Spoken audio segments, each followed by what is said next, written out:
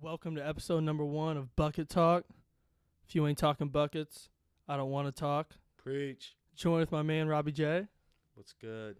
Robbie, before we get into it, Robbie, if you know anything about like my training and kind of like the journey as far as that goes, you know Robbie.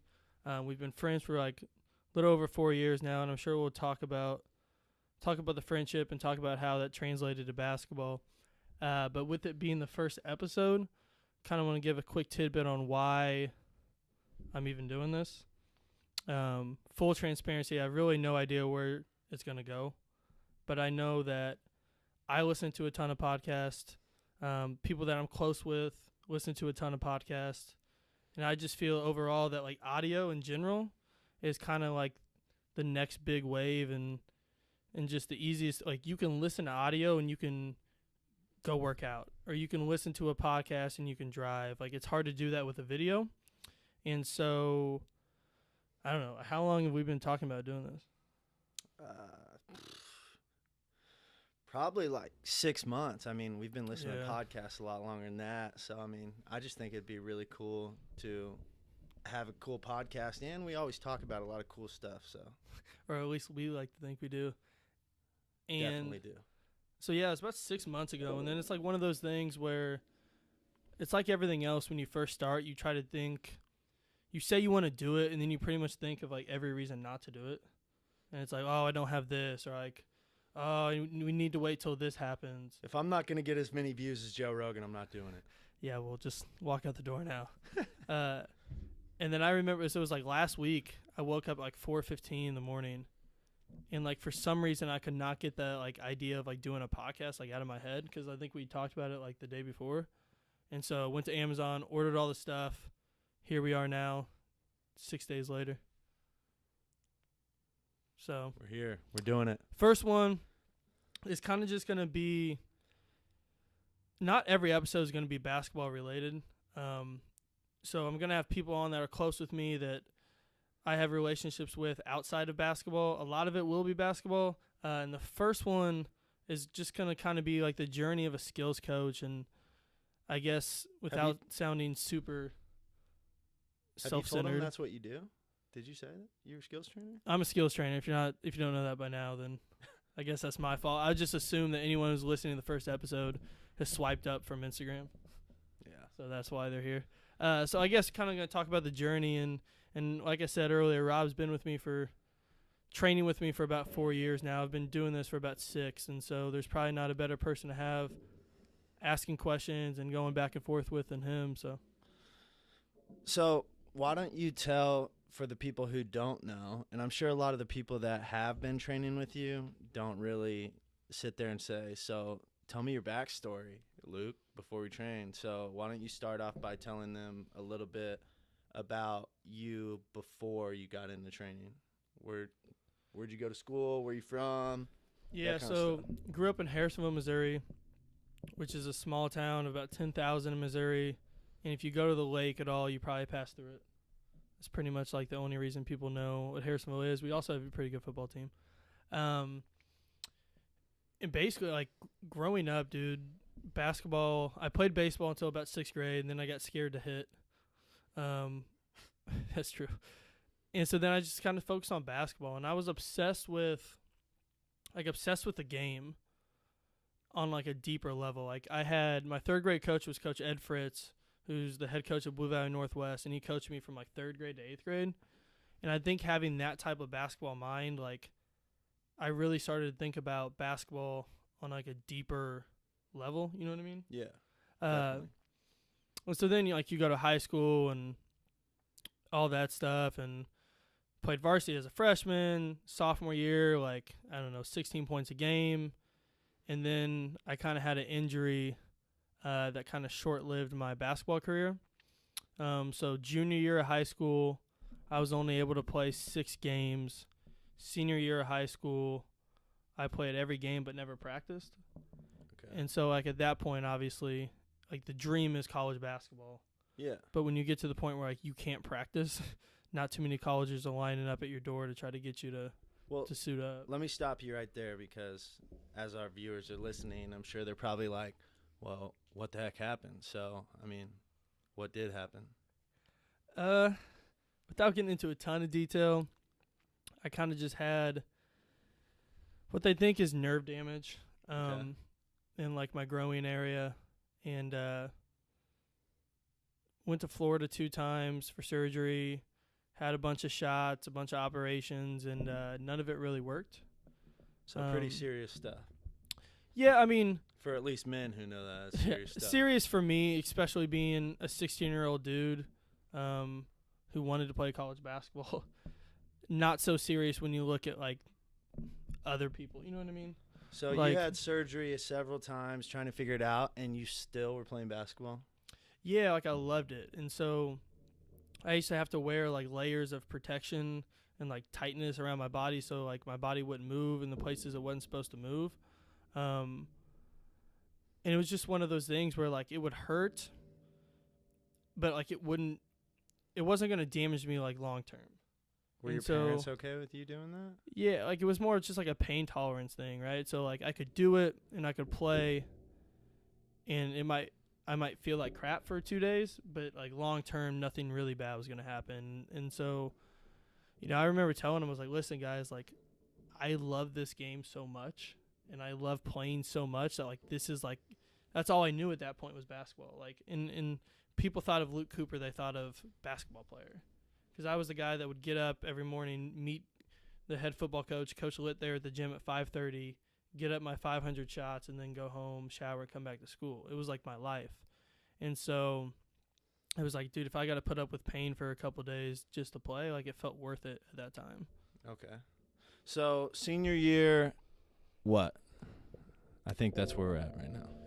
Yeah, but I think like it kind of goes back a little bit. Okay. So this far, like, you want me to talk about when I got interested in skills coaching? Well, I'm just saying, like, you had injury junior year, you were still playing senior year. Did you get to play the whole year, or did you? Like I said, I played every game. I just didn't practice. Okay. So I would just sit there and like read books. So after your last game of senior year, like, did you have letters, colleges? Like, did they know about your injury? Were you pursuing it? Were you what? No, like I was done. At that point, I was trying to figure out what college to go to be a manager. Basketball manager? Yeah. Okay. Because I mean, at that point, like I couldn't even like I was so glad the last game was over. Wow. Because it was just like, dude, it was such a relief. But at that point, yeah, like I was done. So who'd you narrow it down to? At that point, it was UMKC, Wichita State, and Missouri State. Shockers. Disclaimer, that's where I'm from. That was not a paid advertisement. That was my 3. And so, obviously, you chose UMKC as well as I know. But so as far as skills training, who was the first person you I guess I should back up and say, why skills training? You're going to school to be a manager. What in the heck made you decide I want to be a skills trainer? Yeah, so that happened sophomore year of high school. When it's really? It's crazy. It kind of comes full circle. But Drew Hanlon, the owner of Pure Sweat, did a clinic at my high school sophomore year. And he's the owner of Pure Sweat. What is Drew? He's for the people who don't CEO know. of Pure Sweat, trains Andrew Wiggins, Bradley Beal, Joel Embiid, Jason Tatum, like a plethora of NBA players. He owns Pure Sweat, which obviously I'm underneath right now. And that's a NBA skill development? Yeah, it's company? NBA training company. Okay. And so he came, at that point he was in college at Belmont. And he came in and did a 2-day clinic at Harrisonville. And I remember sitting there talking to him after a workout. And he was telling me he had to go to Portland and then another school in Missouri and some other place to put on clinics. And at that point, like, all I knew, like, if you couldn't be an NBA player, all I knew at that point was coach. You know what I mean? Yeah. It was high school or college coach. And so I was sitting there, we were sitting on the floor in the Ox gym, and I remember talking to him about it, and I was like, it blew my mind that he could travel the world teaching basketball. Like, basically as an entrepreneur. And, like, I never thought about that. I didn't know that world existed at that point. Wow. And so after that, then I started, like, training in Harrisonville a little bit. $15 an hour after school. So did you like ask him any questions, or you just did the clinic, you realized that that was a thing, and you just started trying to do what he did, not knowing what? Yeah, like it felt self-explanatory, right? Like a lot of kids knew me. In Harrisonville, it's a small town, so like the kids kind of want to be like you, right? Okay. And then, so I had like 4 or 5 players that would pay me $15 maybe once a week to work out after school at the community center. Okay. So I did that sophomore, junior year. Junior year, I ran my first camp at the high school. It was like $25 a kid. There was 10 kids there, but I didn't get to keep any of the money because of MISHA rules. Wow. Yeah. So where'd the money go to? They just kept it. The school did? Nah, the kids kept it. Oh, okay. And got them shirts. It was called Luke Dog Camps. Luke Dog? Luke Dog Camps, because that was my nickname growing up. Shout out to mom and dad. We need to fact check that. It is factual. And so that's how it kind of got started as far as like training goes. Okay. So you said right there that you work for Pure Sweat now. When did you realize that you wanted to work for Pure Sweat? How did that kind of all get started? Well, originally I was Hoop Dreams. Okay. So I was, that was kind of the name of my company, and I didn't actually get that name until, I'm gonna go off on a little fork here, but I did FBLA in my senior year of high school. You know what that is? Yeah. Future Business Leaders of America. And so it's kind of a funny story, but I think looking back, it's kind of important. I went up to the teacher and I was like, hey, let me be president of FBLA. You just said, let me be president. Yeah, Miss Chenoweth. And she was like, Luke, all right. I love you, but we have people that have been here for like 6 years. I'm not just going to let you be president of FBLA. Probably would have said the same thing. But like, we'd love to have you and all this. And I told her, I was like, dude, I'm not going to do it unless you can be president. Like, I was so like arrogant at that point. I was like, dude, I'll be a better businessman than all these other people. Let me be president. She was like, no. Then eventually she came up to me one day. She was like, all right, talk to the other teacher. We'll let you be president. But when we do competition, the competition at the end of the year, you have to do a really hard competition. And so she made me write a 25-page business plan on a business I wanted to start. And so that's how, like, I was like, dude, what do I want to do? Well, obviously, I want to be a basketball trainer. What should I call my thing? And, like, growing up, you know, you always hear the term, like, hoop dreams. Yeah. And so I was like, all right, I'll do hoop dreams. So then I wrote a 25-page business plan, went to competition. You probably got blown out of the water. Went to districts, but you didn't go to conference. You skipped right to districts. Okay. Got third. Okay, wow. There was 3 teams. Oh, all right. So I got last. And the reason I got last was the judge looked at my financial breakdown and said these numbers are unrealistic for the business that you want to start. What was your financial breakdown? Explain it. Like, it was year 1, I'm going to do this many camps. Year 2, I'm going to do this many camps. Year 3, I'm going to do this many camps. Okay. And, like, the breakdown of the money I was going to make. And he told me it was unrealistic. Do you remember what the breakdown, like, financially ended up being, if you can remember? Yeah. By, like, year 6, it was, like, $25,000 a year. And he told me that was unrealistic. A year? Yeah.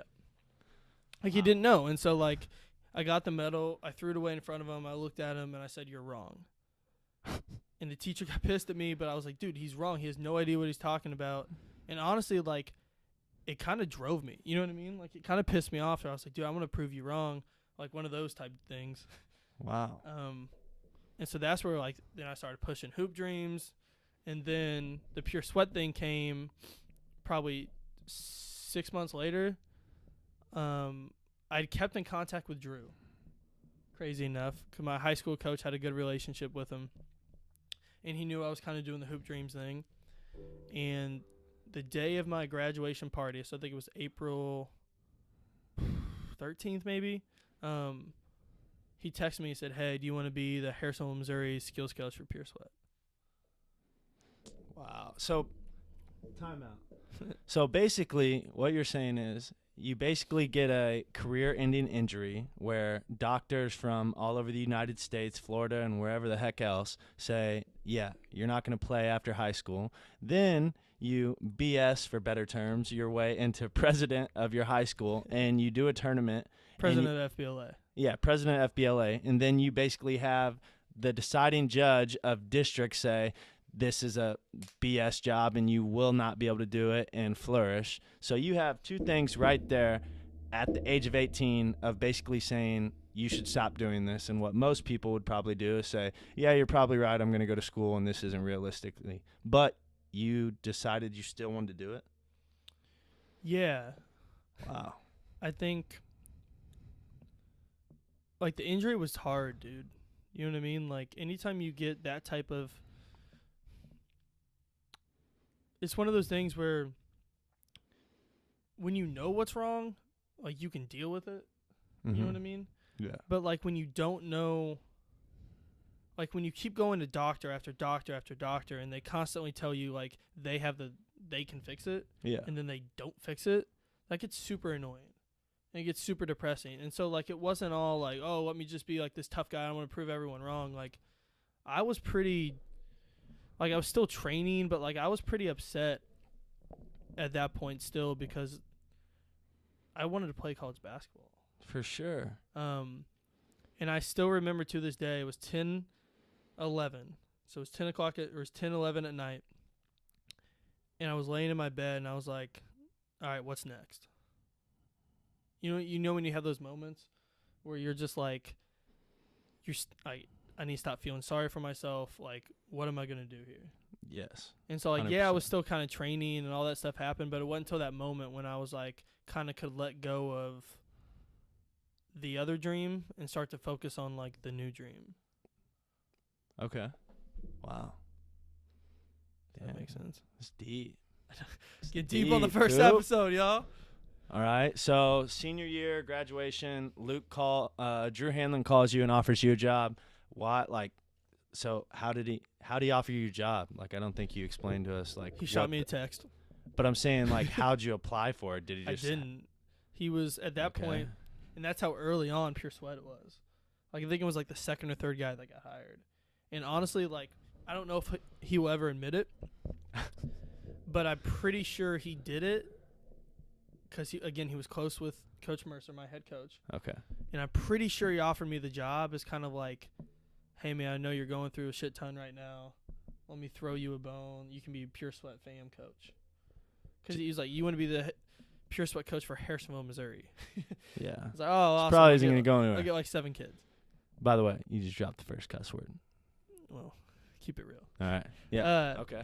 And so, like, I don't know if I could ever get him to admit it, but, like, I don't know how much he was like, dude, this dude's going to do it, or if he was just kind of like, hey, this dude works hard, like, maybe this will make him feel better about some stuff. And if you're Drew, obviously, you own your own business, what can it hurt getting another guy? Yeah, I mean, and so it was super informal, like, yeah, I was like the third guy who got hired on. And okay, so for the people that are business mind out there and are looking to become a skills trainer, he gave you a job. So what does that job, like, what was that breakdown? What's that entail? Basically, you get to use Pure Sweat's name when you train? Yeah, I got to use Pure Sweat's name. They would make flyers for me, and they would make, like, registration and stuff. Okay. In return, I had to give them a little percentage back. Okay. And that's kind of how it's been ever since. Okay, so year 1 of Pure Sweat was freshman year of college then, essentially going into freshman year. I ran my first academy the summer going into freshman year. How many kids? 5. 5 kids. 5 kids at Belton High School. How much was the admission fee, or how long was it? What was it? So it was supposed to be, you know how all our academies are, they're 8 weeks. Obviously, I know these things, folks. I'm just, like, trying to describe this for you guys. So it was supposed to be 8 weeks. I couldn't get a gym or people to sign up for the first 4 weeks. And so I finally got the Belton gym, and it was like, hey, let me use your gym, and I'll work out your team for free, the girls. He said, deal. I got 5 kids to sign up at $250 a kid.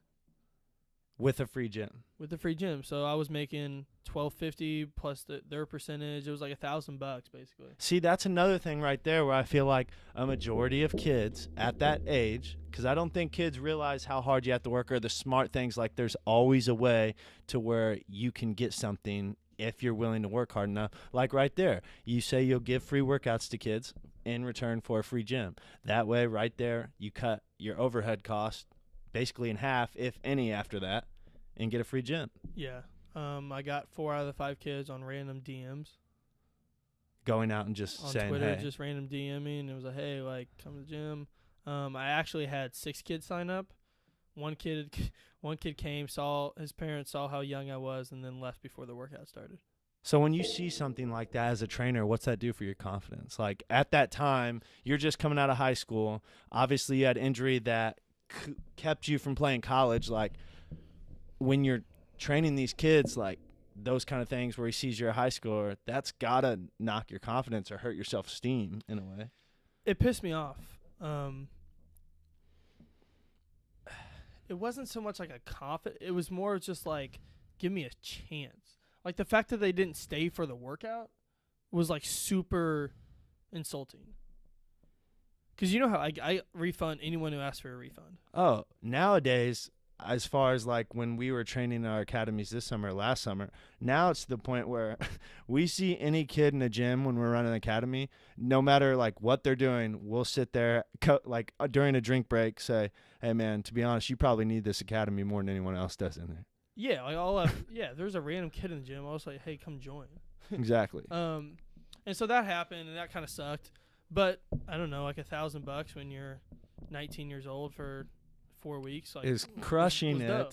Yeah, it was dope. All right, so your first year of college, you're going to UMKC, and do you end up managing there?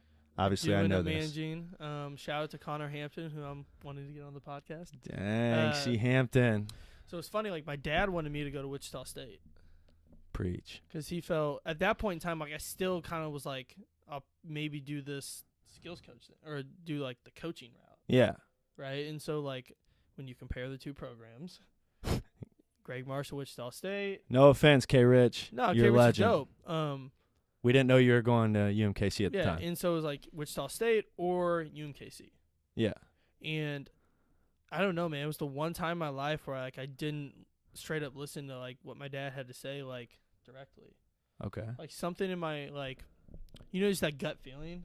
Yeah, that hunch. And part of it was I emailed a bunch of schools at 10, 11 at night, what I was talking about. Mm-hmm. And Connor was the first one to reply. And I gave him my story. He's like, dude, we'd love to have you come down for a visit. Like, in UMKC, I felt like I was going to have a better chance of learning and being around and being involved. Like, I didn't mind doing the manager stuff. Me and Robbie were both managers. That's how we met. So they probably don't know that. Disclaimer. Yep. But, like, I didn't mind doing the laundry, and then still do. Doing the laundry, wiping up the sweat, doing all, like, the manager stuff. Yeah. But I also wanted to kind of, like, feel like I was part of what was happening. Yeah. And I felt like I had the best chance of doing that at UMKC compared to at Wichita State, where I would just be, like, a guy. They wouldn't even know my name. See, and I felt like we were both, like, because obviously I was a manager too, and I had never felt something like that. I'm sure you would agree with me, being a manager at UMKC was way more times 1,000 of anything we anticipated because of how much freedom and how much we got to be involved in every single thing. Yeah, absolutely. I mean, like, because it's a smaller school, smaller staff, we were there, man. And we went on every single road trip. And at the time, like, you don't realize that not all managers do that. And for you guys who don't know, this was when UMKC just joined the Western Athletic Conference, knowing that we are in the middle of the United States and being in the Western Athletic Conference. That means a lot of 7-day road trips going to Seattle, California, Phoenix. Yeah. I mean, like, we traveled the United States that year. And so that brings me to my point. So you become a manager at UMKC, the season starts, you're still doing training. Tell them about let's tell them about when you got kicked off UMKC managing. I don't think you ever actually fully got hired back on. I think it was just one of those like, yeah. Nah, so what happened was I was training I started training high school kids, obviously. Yeah. And I was so involved with the program that they were worried about NCAA violation. Okay. Because it was like I was training some guys that they could have been recruiting. And like I wasn't trying to like persuade them, but the rules are the rules. So then I had to shift to equipment manager. and I had to do stuff for all the teams, quote unquote. Yeah, quote unquote hashtag. Okay, and so how's your training go? Like, obviously, knowing that when you're a manager for UMKC basketball team, like Luke said, we're involved in everything. We're at every single practice, every single day. So did training take a back seat during the season, I guess you could say? Yeah, it took a back seat. Like, how often were you training during those days? I was training on Sundays. Okay. But honestly, like, when kids are playing, you know what I mean? Like, in the winter, kids are in high school I didn't anyway. even think about that. Yeah. And so, like, it didn't feel – the only time I was, like, pissed was, like, some of those road trips we would get back too late for me to get to, like, Sunday workouts. Okay. Yeah, I remember that. I'd be like, dude, I hope we can get back by 4. You know what I mean? Yeah. And so, like, it never felt like I was losing training. Obviously, there's opportunities that come up that you got to say no to, but it didn't seem like it was a huge deal necessarily. Okay. So freshman year, college in the books that summer, because of Pure Sweat training, you guys always had to run summer academies for sure. And so going into sophomore year, you do any type of promoting for the summer academies? I mean, it's all social media, random, tweets, text. Okay. So how many kids? What do we go from 5 to 30? Really? I felt like that year, because that was the first year I came on, and I remember I was only working or training with you for like 2 to 3 days in the summer, but I know you were doing 5. Did we have 2 spots or 3? Were we training in Independence and Overland Park? See, that's dry 5 year. Okay, yeah, dry 5. So that's an interesting story. That was only 2 days a week, though, too, right? It was like on Tuesdays and Thursdays. Okay. I think we did Monday, Tuesday, Wednesday or something. So I think, for those people. I think I went from 5 to like 31. Did you have 31 the first month, too? Because you know how you kind of add on those in the back. Yeah, it was like 31 total. I think I had like 28 signed up. Okay, so that's crazy. Like, that's a big jump. So what did you do? For those of you who listen, I'm sorry if I say like a lot. I'll try and cut it out. Yeah, I do too. Sorry, Dad. You have you jumped 25 kids. What'd you do different? It was just hustle, man. It was like just, I don't know, same thing I do now, right? You get an opportunity, you go do it. Mm-hmm. You try to get random kids in the gym. One parent told another parent who told another parent. I think over on Park, I got like 8 kids from something I was gonna hook up and do something with Coach Fritz. And then like it fell through, but I was still able to get some of those kids to sign up. Okay. For my thing. So yeah, I mean that was. Do you remember when I showed up? You weren't there. I don't know if we've ever talked about this story. What? When I showed up, so that was the first year of like Independence Overland Park, right? The year before was Belton. It was just random. So Yeah. then it was Independence Overland Park. Coach Fritz supposedly had got me a gym in Overland Park at one of the middle schools that was connected with Blue Valley Northwest. So I show up the first day, and they're painting the gym. And I remember that. No, Yeah. I was there. Yeah, because it was raining that day we were Yeah. coming over there. Yeah. And I have like 10 kids in the gym at that The point. parents were all in there too. Yeah, it's the first day, so every parent shows up. So I have 10 kids in the gym. They're looking at. I never met like most of these guys. Like Overland Park, I've never met more than maybe one of the kids, and they're looking at me like, "What is happening? Like, what are you doing?" So I called Coach Fritz, and he's like, "Dude, I thought you had the gym." So then I talked to the person. They're like, "Listen, dude, we don't know who you are, but we are painting this gym and doing construction on the school for the next 8 months, or 8 weeks. Like, there's no gym time." Weren't we able to do it though?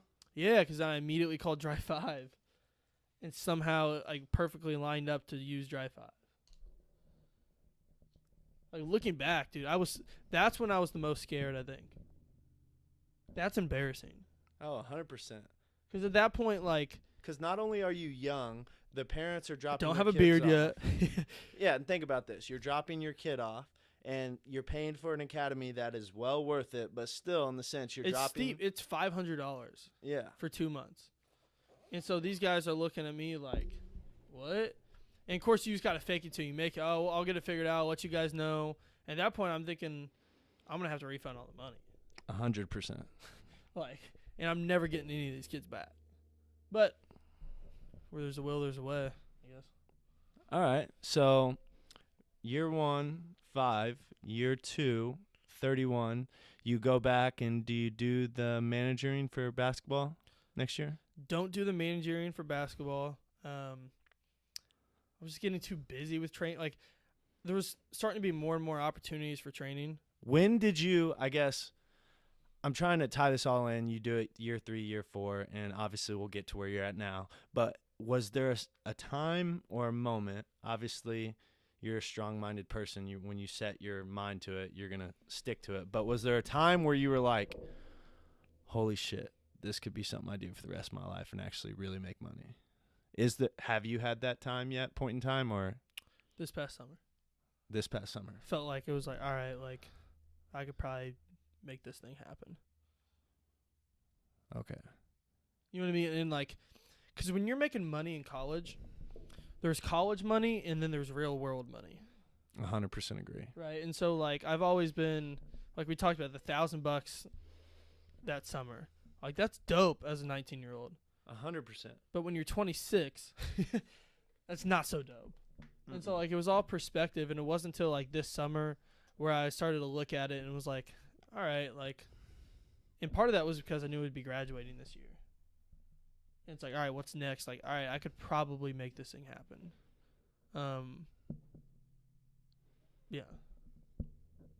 Okay, so back me up if I missed anything. You just said probably could make this thing happen because you're graduating. So this year, this past summer, how many kids did you end up getting? It was like 111. 111. 111. So you can't just sit there and say, oh, I was just texting random Instagram. You had to, like, was there anything as far as like promoting, marketing, business standpoint that you did different than the last 2 times to make that jump? I know of them. There's a couple, but it's a slow grind, right? I think because it went from 5 to 30 to what, 60 to 110. And so it was like constantly growing. It was constantly growing because I was willing to outwork the other dude. It was like I was willing to drive to 4 gyms in one day. I was willing to, and I still do, and you know, like we both do, we talk about it. Yeah. Do free shit. Free workouts. Constantly underprice my stuff in the hopes of playing like the long-term game. And I don't know why. I think it's because I started in the summer, but like we base, like each year begins and ends with the summer. You know what I mean? 100%. So it's like right now in the winter, I'm doing stuff to lead up to how many kids can we get to our summer stuff. For sure. And so, you know, that happened. I think starting to really put myself out there on Instagram, which I was scared to do for up until about 18 months ago, which we don't talk about that a ton. Hiring Marcus. Well, I hired Marcus this summer to do another gym and record stuff. But before that, it was like me just putting together iMovie YouTube videos. Yeah, I remember there was like a 3-week term, or probably more than 3 weeks, month or so, where I had to film every single workout. Didn't like that. That's the process. But we were just doing bootleg things to do anything to get it out there. And I know you don't talk about it, but you were spending money on Facebook ads, $50 here, $100 there. You were buying $500 worth of shirts, or this year $1,000 worth of shirts to give the kids. You were trying to give them back more stuff to create that turnover because you wanted to get them back. Not only was the content worth it, but you were giving them more and you were doing more to reach people. And I don't think you talk about that enough, or you haven't. I think that goes 2 ways. I think sometimes in business we get so focused on the next customer that we don't worry about like the current customer. Right? And so we're going to have like turnover in our business no matter what. People are going to graduate and people are going to stop playing basketball. Right? Or stop, like, they'll play but it's not serious anymore. Yeah. right? And so no matter what, you're going to lose about 20%, 25% of players anyway. Correct. So it's your job to keep those other players. And so the T-shirt thing, like that's coming out of our pocket. Yeah. And then as far as the marketing, I tried Facebook ads. I bought a camera and a lens. And then once I realized I didn't want to use that, I paid for Marcus. And you move, you learn, you innovate, you keep going. Okay. So at this point, year 1, 2, and 3, 4, you constantly keep on getting bigger, bigger. Drew Hanlon, your boss, is an NBA skill development trainer. So during all 4 of these years, are you are high school and college players signing up for these camps? Are you training college players? Talk about that. Good question. None of the college players sign up for like academies. Okay. High school players obviously do. So the good high school players will funnel through and all that. Do you have a certain way you set it up or do it? For like your college players, you do more of a one-on-one thing? Yeah, college players are interesting. I try to group them up, groups of 2 or 3, same position. This summer it was like for 3 straight weeks when they were back, 8 to 12 every morning.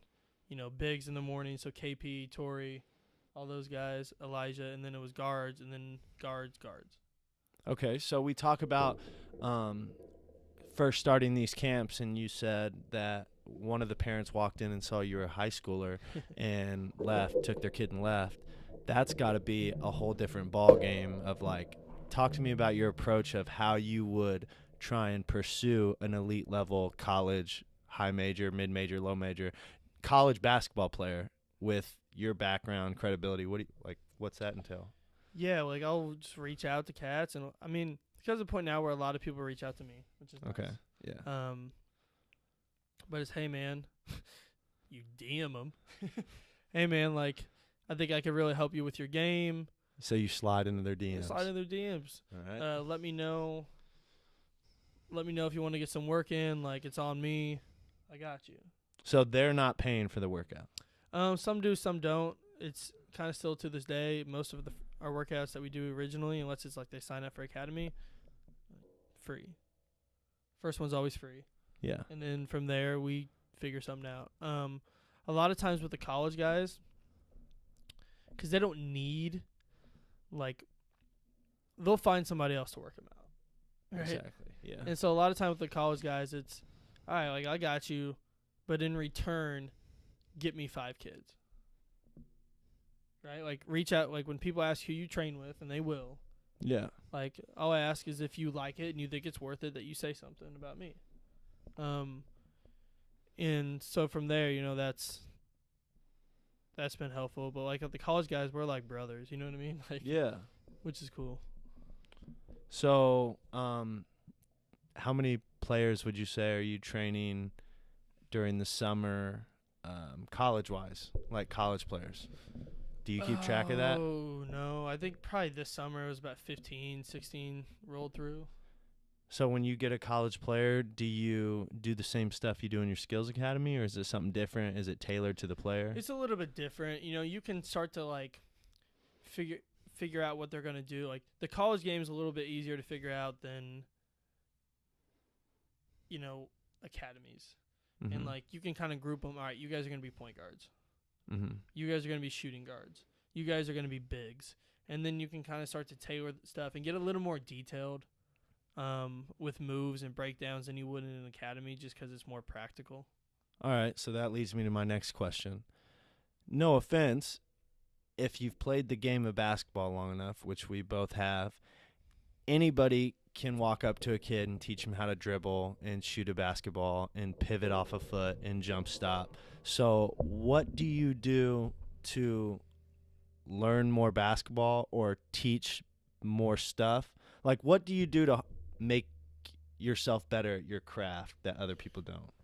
Do you watch film? Yeah, so dang, Sixers beat the Rockets. As a coach, as a trainer, it's not you can't ask somebody else. You can't keep asking players to get better if you're not going to continue to get better yourself. right? Right. And I think that's something that we've talked about quite a bit is we don't teach the same stuff this summer as we did last summer, as we did the summer before. 100%. It's because you innovate and you grow and you start to realize what works, what doesn't work, and different ways to do things. And so to get to that point, I watch a lot of film. Like, how much film? Sorry for saying. No, Like. in the summer it's 0. Yeah. Because it's Obviously. 8 to 8. Maybe we'll talk about that. But right now what I'm doing is I'm trying to... Hold up, let me fix my mic. Luke's fixing his mic right now, but for those of you who aren't watching, brings up a good point. If you are listening to this podcast on iTunes and you want a little bit of a better description, you can go on YouTube and watch the live video along with it. It won't be live, but it'll be a video. Not live, yeah, I'm sorry. If you want to see my face, or I guess if you want to see his, that's... Yeah. What do I do? Oh, film. What do I watch? How much film do you watch? It varies. Winter is pretty much the time to watch film, right? Because people are playing, and it's like I want to say the schedule's less strenuous, but you know me, like I always try to like fill time up, good or bad. I try to get in at least an hour a day. Good day is 2 or 3 hours. And just kind of put some context on that right now. Like I feel as if I've watched enough that I don't necessarily see any moves that I haven't seen before, right?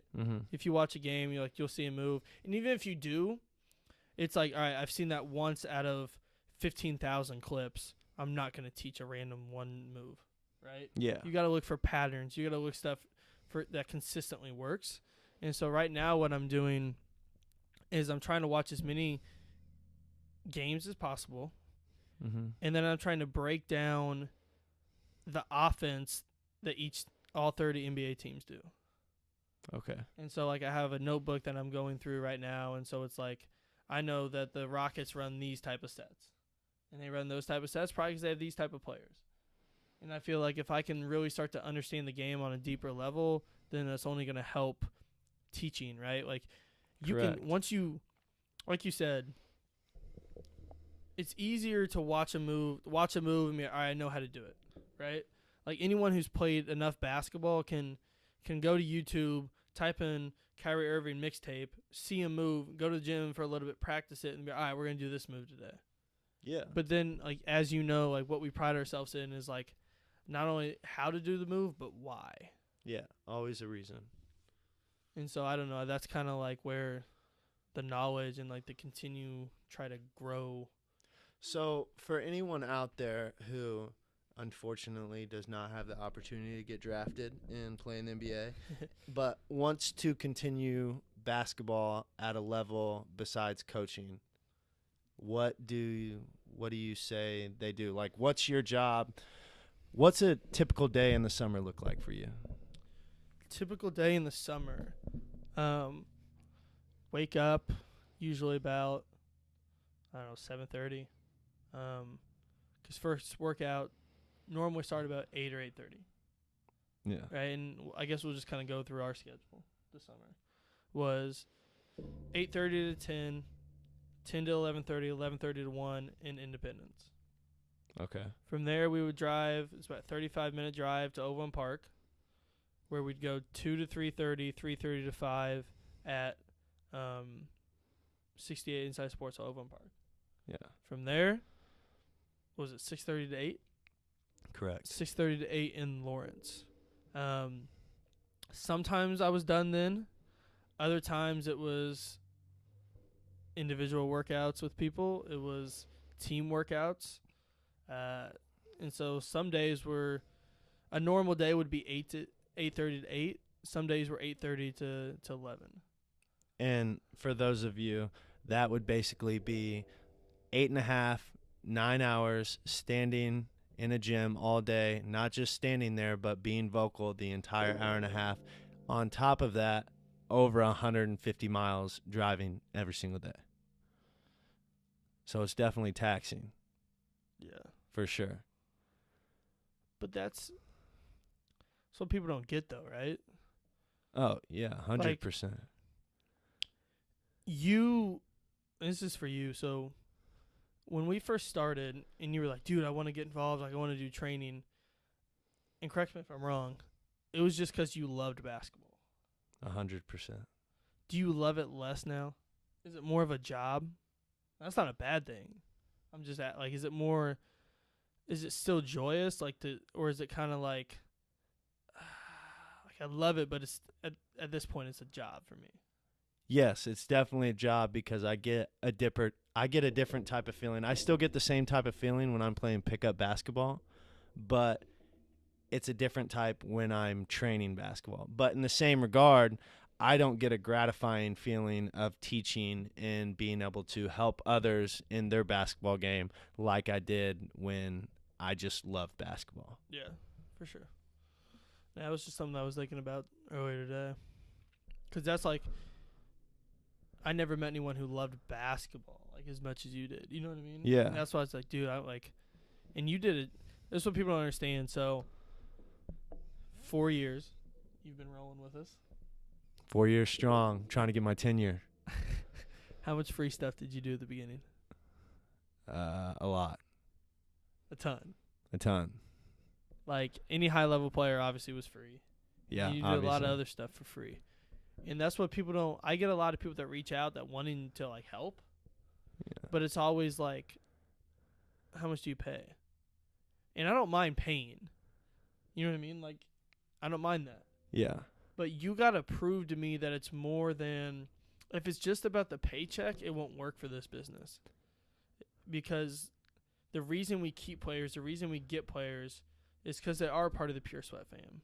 100%. And so you got to prove to me, and I think you would be the same way, like if you were to hire some people. 100%. Is that like, dude, you got to care. And I remember when I was working for you or when I was coming to workouts and helping you out for free, I would help you out with workouts that day. And then my form of payment and your form of payment in the same way, I guess, but even though you still might have been getting compensated, we would get done with workouts and then we would drive 2 hours to Columbia to work out Kevin Purrier, Tremaine Isabel, and name and right. Yeah, name and right.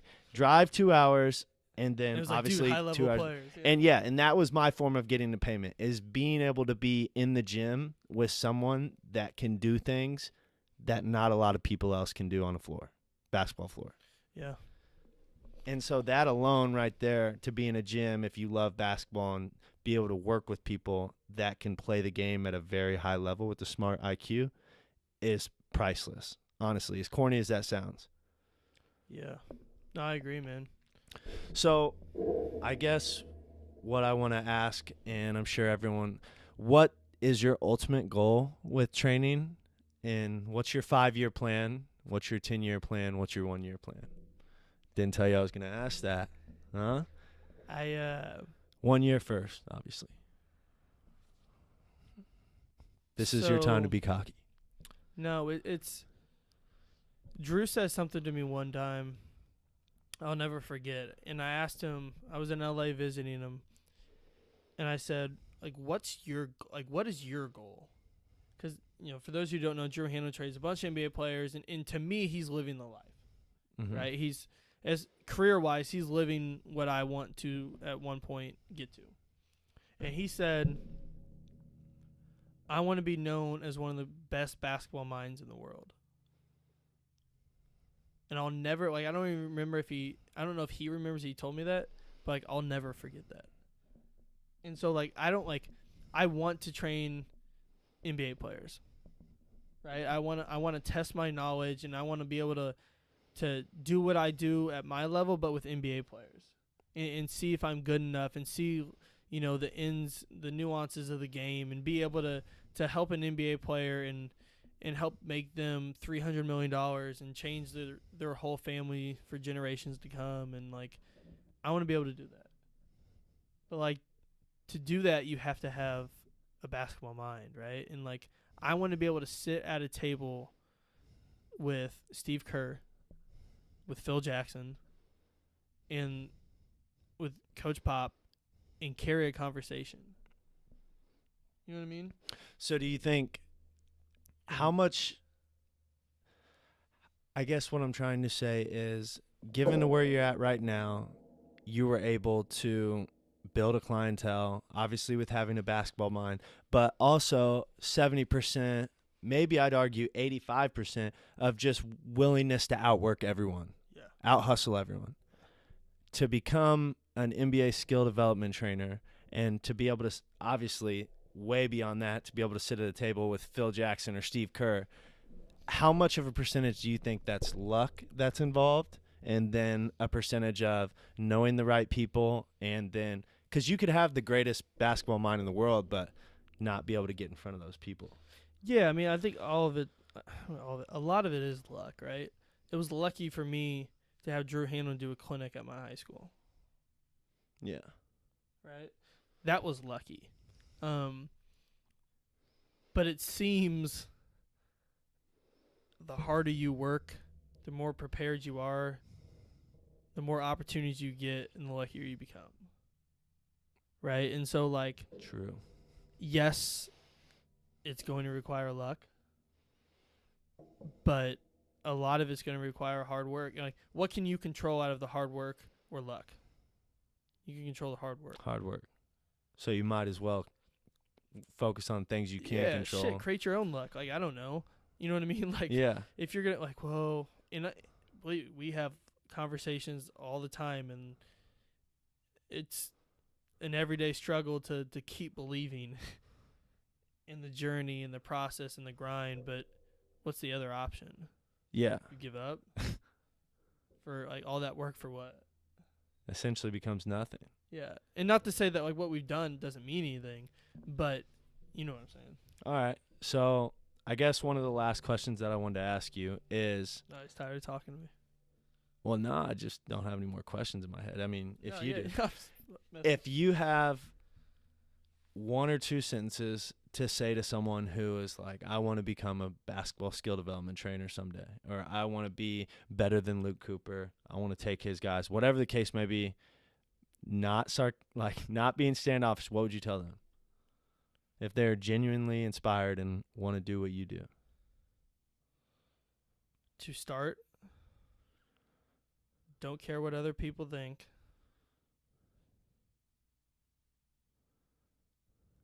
But you're not taking my guys. Solid. But I'm serious, like, start. Right? Start. It's like this podcast. Start. I remember Jerry Seinfeld, who is one of the legends. He said 95% of people can think of an idea. Can think of an idea, a good idea, or a business plan, whatever it is. 95% of people can think of an idea, but then what comes after the idea? Executing the plan. Just starting it, getting it set up, and executing. And that is where 85% of the people drop off and stop, because no one just starts. They sit there and wait, like this podcast. 6 months ago we were talking about it, but do we buy the right podcast, or do we buy the right mics? Where are we going to do it? Are we going to do it in a studio, or are we just going to do it in the living room? Nah, that would be tacky. Just start. Exactly. With the dope MJ poster. Dope MJ, he's the GOAT. And got 6 rings. I think, like, that's the biggest thing, right? And you have to believe in yourself so much that, like, people can say stuff and it just doesn't matter, right? So a couple examples. Number one, not only in high school did that person tell me, like, it's not going to happen, but I had a teacher ask me what I want to do. And I said, I want to travel the world teaching basketball. Said it senior year after I told the Drew comment.